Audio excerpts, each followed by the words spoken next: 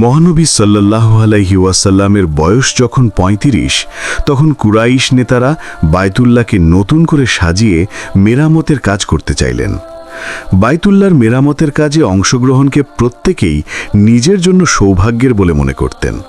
তৎকালীন সময়ে কুরাইশ বংশের যে শাখাগোত্র বায়তুল্লাহর কাজে যত বেশি অংশ নিতে পারত, তাদের তত বেশি সৌভাগ্যবান মনে করা হতো। তাই সবার ইচ্ছে ছিল এই কাজে বেশি বেশি অংশগ্রহণ করা। তবে মেরামত কাজ করতে গিয়ে যেন কোনো ধরনের ঝগড়াঝাঁটি বা ঝামেলা না হয়, তা এড়াতে সব গোত্রের মাঝে কাজ ভাগ করে দেওয়া হলো। সবাইকে আলাদা আলাদা দায়িত্ব দেওয়া হলো। দায়িত্ব অনুযায়ী সব গোত্র নিজেদের কাজ শেষ করল। সময়ের সঙ্গে সঙ্গে মেরামতের সব কাজ প্রায় শেষ হয়ে এলো। শুধু হাজরে আসওয়াদকে জায়গা মতো রাখার কাজ বাকি থাকল।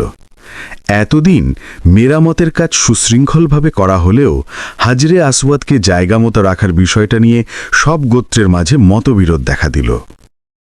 প্রত্যেক গোত্র ও ব্যক্তির ইচ্ছে ছিল হাজরে আসওয়াদকে নিজ হাতে ছুঁয়ে জায়গামতো রাখার সৌভাগ্য যেন তার গোত্র অর্জন করতে পারে এবং সে নিজে এতে অংশ নিতে পারে। কেউ এই সৌভাগ্য হাতছাড়া এবং অন্যের হাতে ছেড়ে দিতে রাজি নয়। এ নিয়ে মতবিরোধ অনেকটা যুদ্ধের পরিস্থিতি পর্যন্ত গড়াল। প্রত্যেক গোত্র এই সৌভাগ্য অর্জনের জন্য অন্যের বিরুদ্ধে যুদ্ধের প্রস্তুতিও নিতে লাগল। পরিস্থিতি বেগতিক দেখে কুরাইশ গোত্র প্রধানেরা মীমাংসার জন্য আলোচনায় বসলেন। আলোচনা সভায় সিদ্ধান্ত হল, পরদিন সকালে যে ব্যক্তি সবার আগে কাবার দরজা দিয়ে প্রবেশ করবেন, তিনি এই মতবিরোধের মীমাংসা করবেন এবং তিনি যে সিদ্ধান্ত দেবেন, অন্যরা তা আল্লাহর পক্ষ থেকে প্রাপ্ত সিদ্ধান্ত বলে মেনে নেবেন। পরদিন সকালে কে সবার আগে কাবার দরজা দিয়ে প্রবেশ করেন, তা দেখার জন্য অধীর আগ্রহে অপেক্ষা করতে লাগলেন কুরাইশের গোত্র প্রধানেরা। আল্লাহ তাআলার ইচ্ছায় হযরত মুহাম্মদ সাল্লাল্লাহু আলাইহি ওয়াসাল্লাম সেদিন সবার আগে কাবার দরজা দিয়ে প্রবেশ করলেন।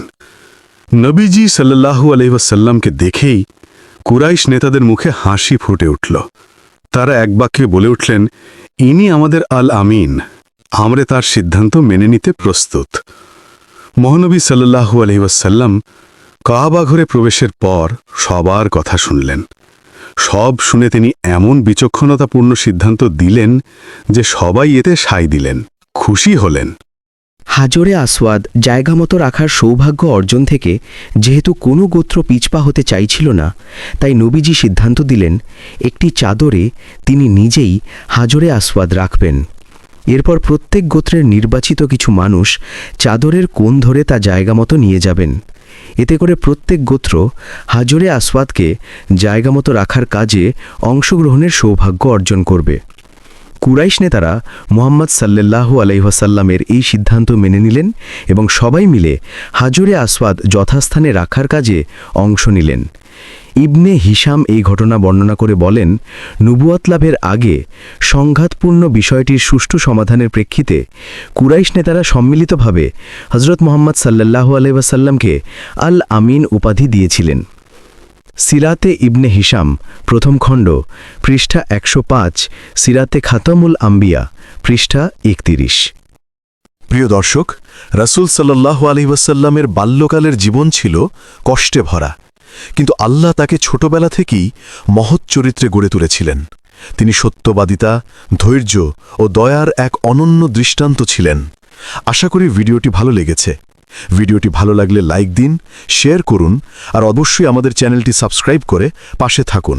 ধন্যবাদ।